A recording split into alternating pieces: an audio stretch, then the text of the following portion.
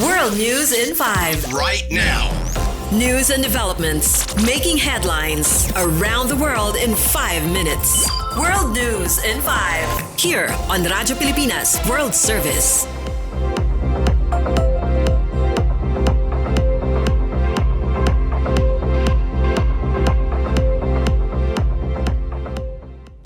Good day. This is World News in 5 here on Radyo Pilipinas World Service. Ukrainian President Volodymyr Zelensky has said the war with Russia could end sooner than some people think.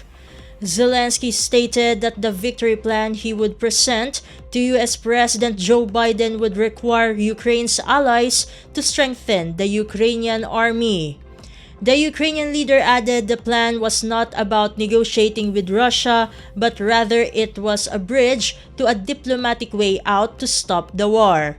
He added that Ukraine could only push Russian President Vladimir Putin to end the conflict if Kiev was coming from a strong position.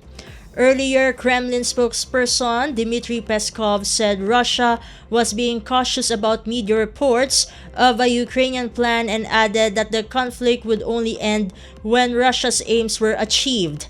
Zelensky has long asked Western countries to allow Ukraine to ease restrictions on the use of long-range missiles which could be used to strike deep into Russia, and he is expected to do so again this week as he visits the US.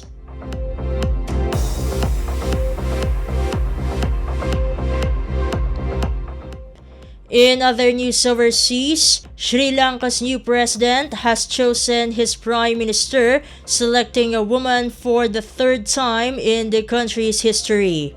Anura Kumara Dissanayake named former university lecturer turned MP Harini Amarasuriya as prime minister on Tuesday, also giving her ministerial responsibility for justice, education, and labor.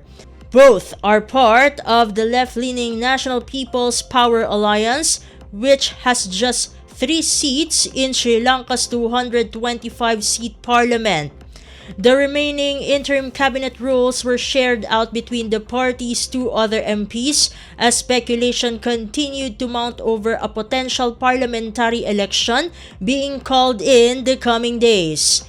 It is noted that Dissanayake had previously signaled he would dissolve the parliament soon after being elected, as there was no point continuing with a parliament that is not in line with what the people want.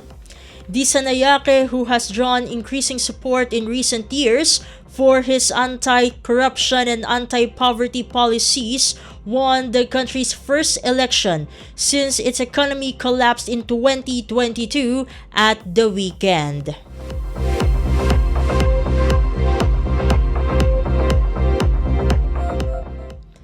And news from the Philippine Foreign Service Post. The Department of Foreign Affairs, or DFA, through the Philippine Embassy in Moscow, Russian Federation, facilitated the repatriation of an undocumented Filipina in Moscow.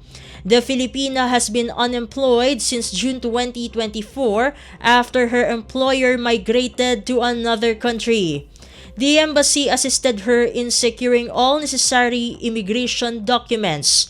Airfare and other repatriation-related expenses were paid through the ATN fund.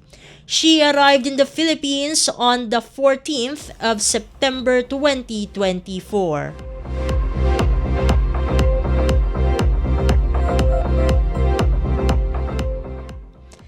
And that concludes today's edition of World News in 5 for Radyo Pilipinas World Service. This has been Steph Vicente. Good day and stay safe, everyone. World News in 5. Right now. News and developments making headlines around the world in 5 minutes. World News in 5. Here on Radyo Pilipinas World Service.